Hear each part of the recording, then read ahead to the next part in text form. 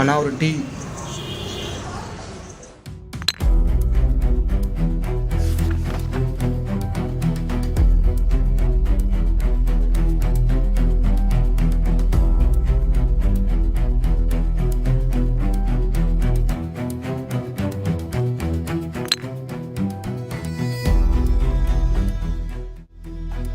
காதல் திருமணம் செய்த மகள் மருமகன் வெட்டி படுகொலை, மகளின் தந்தை கைது.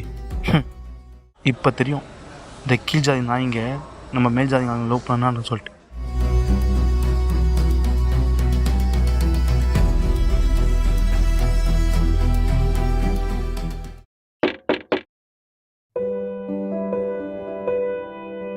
ப்ரோ, இன்டர்வியூக்காக வந்திருக்கேன். ஹவுஸ் ஓனர் இங்கே தான் ஸ்டே பண்ண சொன்னாங்க. ஓ, நியூ ரூம்மேட்டா? உள்ள வாங்க.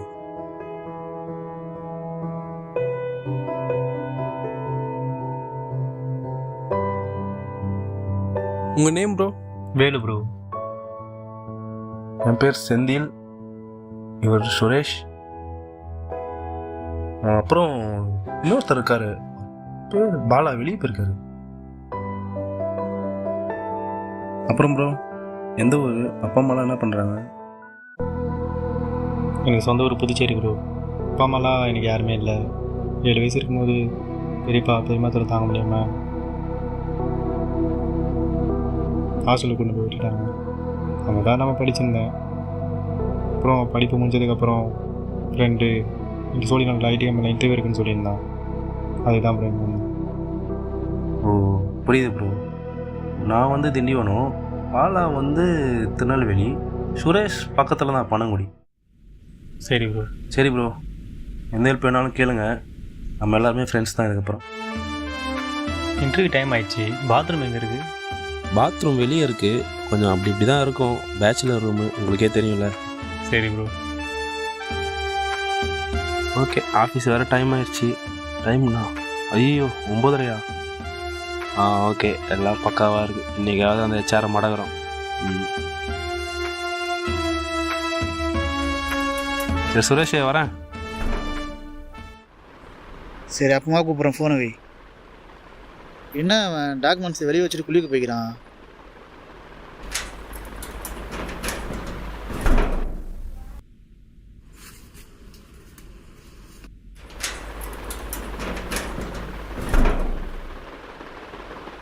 ஃபேனை போட்டால் ஃபேன் ஆஃப் பண்ண மாட்டானுங்கப்பா. என்ன தான் இருந்துச்சுலான்னு தெரில. மாதம் மாதம் கண்டு மட்டும் அதிகமாக ஏறினது வேறு.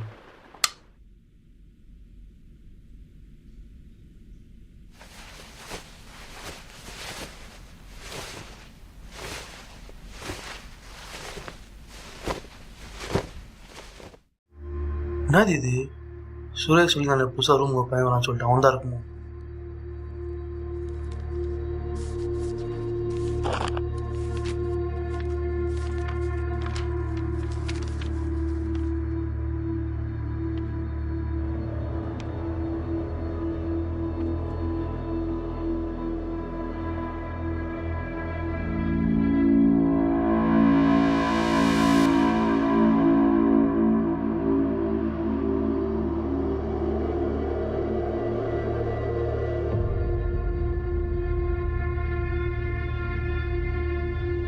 நான் இருக்கிறதுல கீஜாதி பையனா? என் ஜாதி எனக்கு தெரிஞ்சா நான் தலை நடக்க முடியுமா?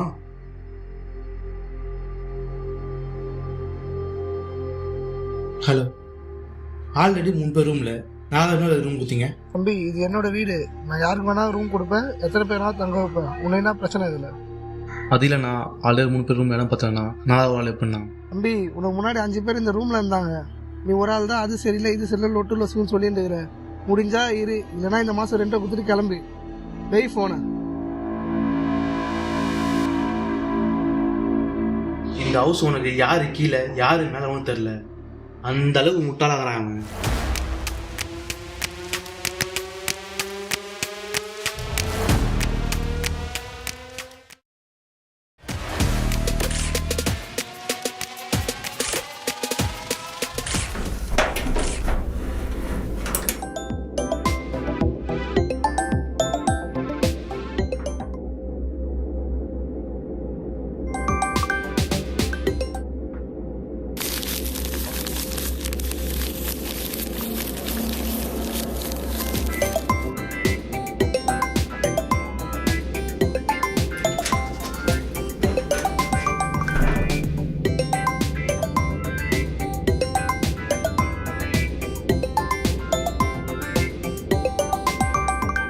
மாப்பிளே, இந்த வேலைக்கு சர்டிஃபிகேட்லாம் ரொம்ப முக்கியம். அதெல்லாம் எடுத்து வச்சிட்டல. டேய் அதான் சொல்லிட்டலடா, அது எத்தனை சொல்லினே இருப்பேன். டேய் இரு, திரும்பி கூப்பிடுறேன்.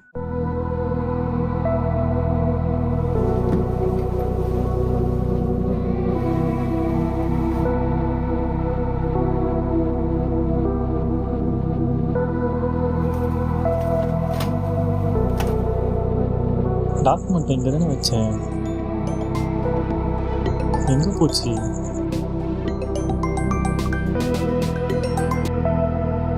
என்னடா இன்டர்வியூ ரெடி ஆகிட்டியா? ஆமாடா. என்ன சொல்றேன்னே தெரியலடா. நல்லா தேடி பார்த்துட்டா, இல்லைடா. சரி இரு, நான் கூப்பிடுறேன்.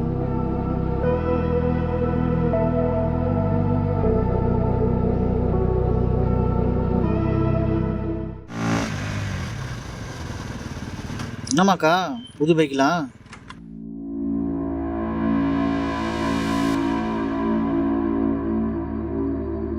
வேலைக்கு போகலான்னு சொல்லிட்டு டாக்குமெண்ட் எடுக்க வந்தேன், காணாமல் போச்சு ப்ரோ. நீ தானா போச்சா?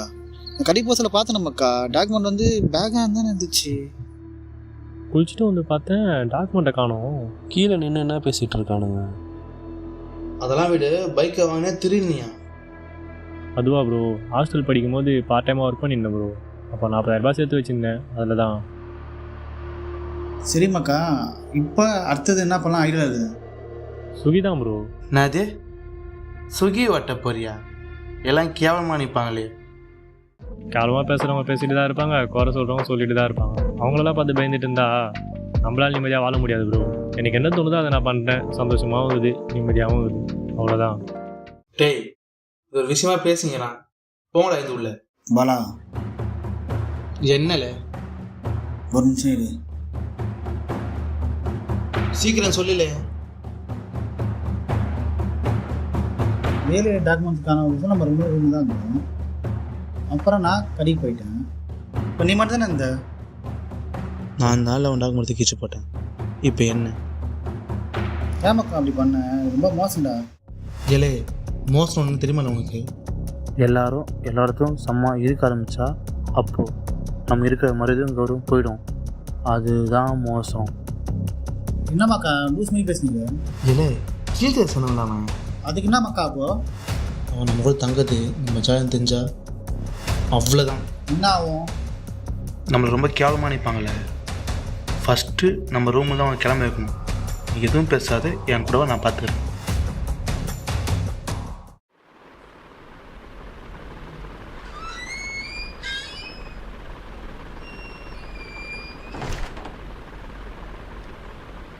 என்ன வேலை? நானும் பார்த்துன்னு தான் இருக்கிறேன். ரூமில் இருக்கவே மாட்டேற, தீயா வேலை செய்கிற போலியே. ஆமாம் ப்ரோ, சொந்தமாக ஓன் பிஸ்னஸ் பண்ணலான்னு ஒரு சின்ன பிளான் இருக்குது. அதுக்கு தான் காசு எடுத்து வச்சுருக்கேன் ப்ரோ. ஏய் சூப்பர்ரா. ஆமாம், அது என்ன கையில்? இதுவா, அம்பேத்கர் ஃபோட்டோ ப்ரோ. எனக்கு ரொம்ப பிடிக்கும், அதான் வாங்கிட்டு வந்தேன். சரி, அது கடைக்கு போய்ட்டு வந்துடுறேன். சரி ப்ரோ. வா பாலா.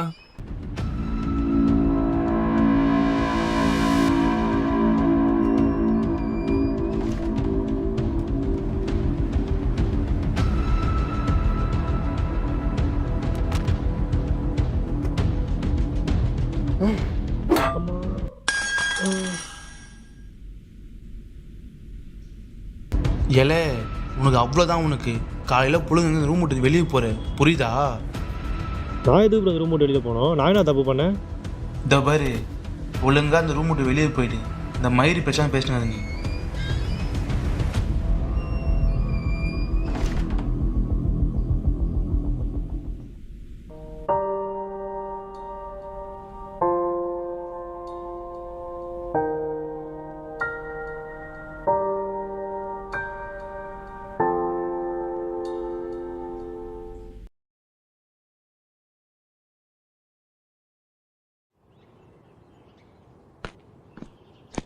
எங்கடா போயிட்டு வர? காலையில் ஆர்டர் விட்ட போல.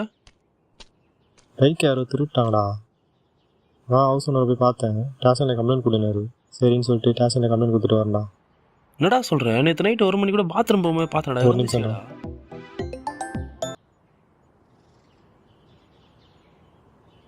சொல்லுங்கண்ணா, ஸ்டேஷனில் கம்ப்ளைண்ட் கொடுத்துட்டுண்ணா.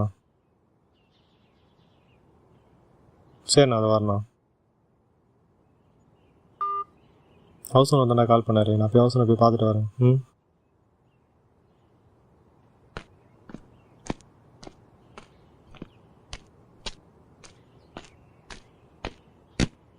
இப்போ தானே அவன் மூஞ்ச பார்த்து சந்தோஷமா இருக்கு.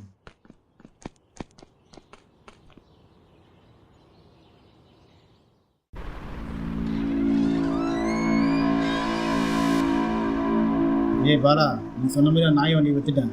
நான் வந்து பழைய பைக்கெல்லாம் 30,000 போயிடுச்சு. ஏல அந்த நாய் வண்டி துட்டு வந்து பெரிய விஷயம் அது இல்லை. இல்லாம ஏல செவுத்து கூட காது இருக்கும்.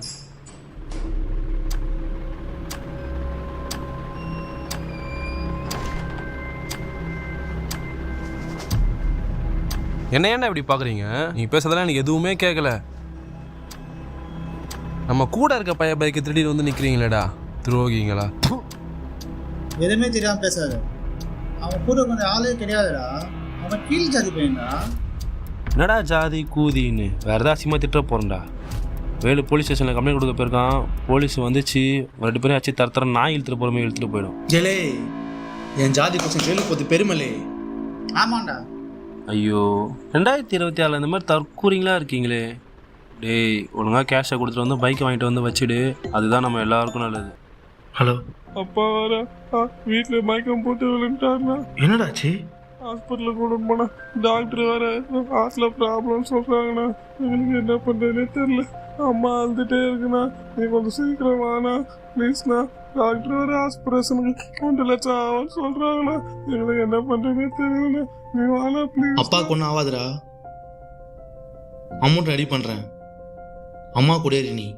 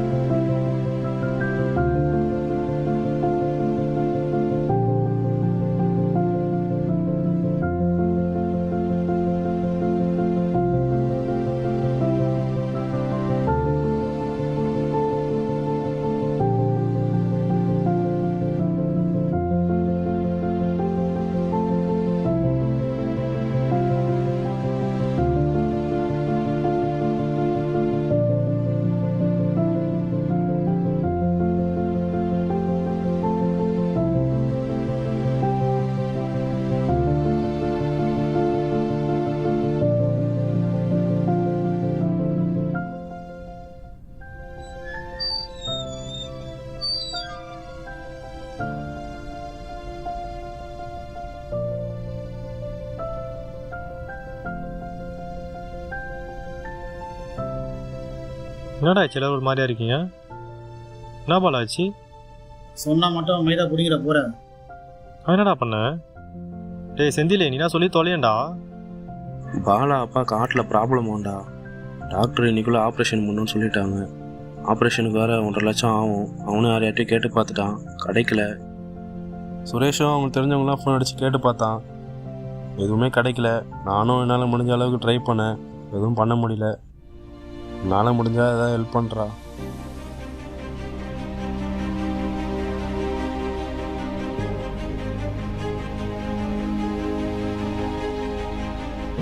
இதில் 1 லட்ச ரூபா இருக்கும்டா. இதை வச்சு அப்பா ஆப்ரேஷன் ஸ்டார்ட் பண்ணு. என் ஜாதி ஆளுங்க, என் ஃப்ரெண்ட்ஸ், என் சொந்தக்காரங்க யாருமே ஹெல்ப் பண்ணல. ஆனால் நீ என்ன ப்ரோ இருக்குது? என் ஃப்ரெண்டுக்கு நான் ஹெல்ப் பண்ண மாட்டேனா? நான் ஒன்று ரொம்ப கேவலமாக நினச்சேன். என் ஜாதிகளுக்கு ரொம்ப தோற்று நினச்சேன். அதெல்லாம் இப்போ நினச்சாலே ப்ரோ, நம்ம வாழ்கிற வீடும் நடக்கிற ரோடும் சாப்பிட்ற சாப்பாடும் எல்லாமே வேறு வேறு ஜாதியை சேர்ந்தவங்க தான் ப்ரோ. இதெல்லாம் கூட வீடு ப்ரோ. உங்கள் அப்பாவுக்கு ஆப்ரேஷன் பண்ண போகிறாரு டாக்டரு, அவரும் வேறு ஜாதியை சேர்ந்தவர் தான் ப்ரோ. இதில் எல்லாரும் ஜாதி பார்க்க ஆரம்பித்தா யாரும் வாழ முடியாது ப்ரோ.